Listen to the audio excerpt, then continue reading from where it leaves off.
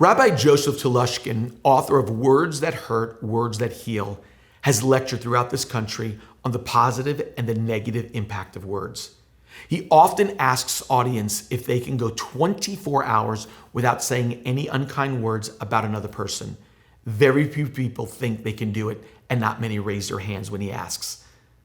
Telushkin responds, those who can't answer yes must recognize that you have a serious problem. And then he reminds his audience, if you cannot go 24 hours without drinking liquor, you're addicted to alcohol.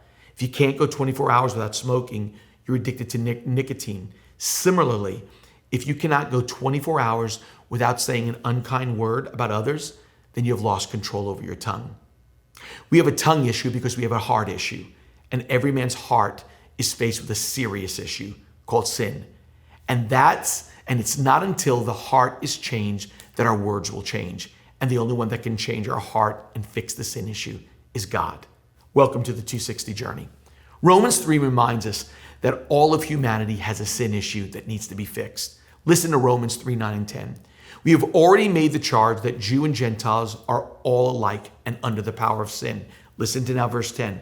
As it is written, there is no one righteous, not even one. No one righteous, Paul emphasizes, not even one. When you think of sin in the world, Reinhold Niebuhr said it like this, and it's really profound. He said, most of the evil in this world doesn't come from evil people. It comes from people who consider themselves good. And Paul reminds us, we are all sinners. No one is good. A British newspaper editorial once asked G.K. Chesterton this question, what's wrong with the world? And Chesterton, without missing a beat, simply replied, I am. Chesterton realized Romans 3:10, no one is good, no one.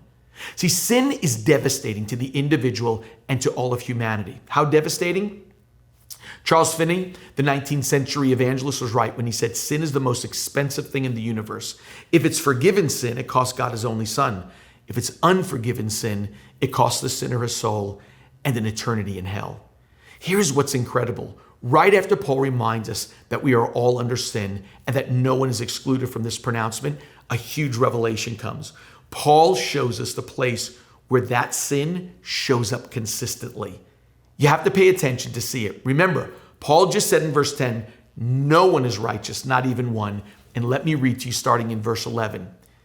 Paul says this, there is no one who understands, there is no one who seeks God. All have turned away.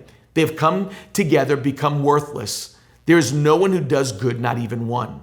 Their throats are open graves. Their tongues practice deceit. The poison of vipers is on their lips. Their mouths are full of cursing and bitterness, and their feet are swift to shed blood. This is incredible. The Apostle Paul lists 5 different parts of the body that is the most common vehicle of sin. Ready for this? I'm not sure if you saw it.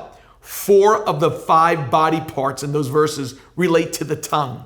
Throats, tongues, lips, mouths, and feet. And 4 of those are the tongue. Wow, the smallest member of our body is the biggest dispenser of our sin nature. Our mouths can be used to destroy lives. Someone calculated this. They said Hitler's manifesto was Mein Kampf. And someone said and calculated every word in that book and said for every word Hitler wrote, he killed 320 lives per word. Think about that. 60 million people died in World War II, and that book has 187,000 words. His words killed millions of people. Whatever's in your heart will find its way to the place where sin shows up the most. That's why we need God in our hearts and sin out of our hearts. A.W. Tozer said it like this. What's closest to our heart or to your heart is what you talk about. And if God is close to your heart, you'll talk about him. We need God in our hearts today to fix these mouths. Thanks for joining the 260 Journey.